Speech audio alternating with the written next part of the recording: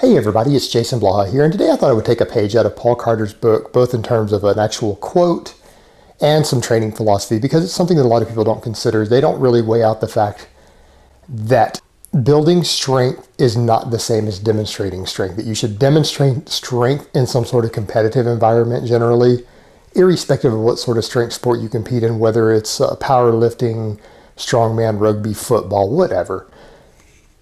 You should display your strength in the competitive environment, and your time in the gym should be focused upon building strength. And the reality is, to build strength successfully, it isn't always necessary to lift maximum weights, competition level weights, and it isn't necessary to even train to failure or near muscle failure. The point that you're looking for, if you're trying to build overall speed, power, explosiveness, it's really about consistent progressive overload, keeping the reps fast and explosive, inducing enough metabolic fatigue to cause significant hypertrophy, all of those components. And it's actually possible. There are plenty of training methods that can very successfully do all of those things. For example, protocols that are popularized by a lot of other coaches out there. If we're going to discuss someone like Paul Carter, who made that quote, he would call it something like base building. And that's this idea that, let's say that you have a squatter, someone who can squat about 450, 460 pounds near their max. And it doesn't matter whether we're talking about someone who's a football player or a power lifter or just a general fitness enthusiast who's hit those numbers. Let's say that's where they're at and they want to get to a 500-pound squat. Can you get them there without having to lift anywhere near 500 pounds until they get ready to peak for something like that, and without them hitting muscle failure? And the answer is yes.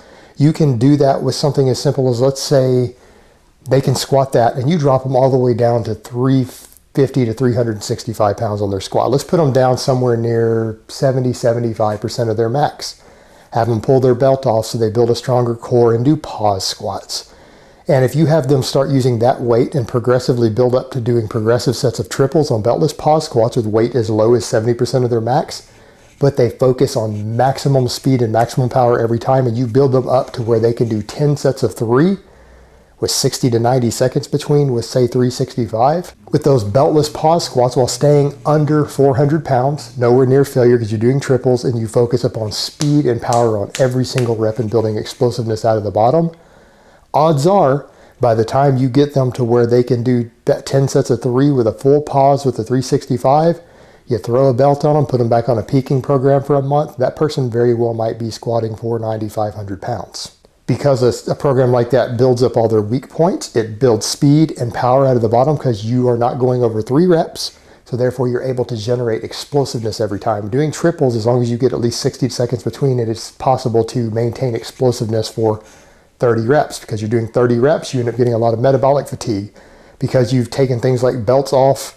You're building up the core stronger. So again, you can do something like that to make someone faster, more explosive, bigger, and then when you put them on a maximum power setup, they very quickly turn those adaptations into power. And so something like that is very possible to do that without anyone getting near failure, without anyone lifting even within 90% of their max weight. You could run a program like that for months and take that person, and when they are able to successfully do that with that weight, you have probably put a significant amount of weight on their squat. They're probably pretty close to a 500-pound squat.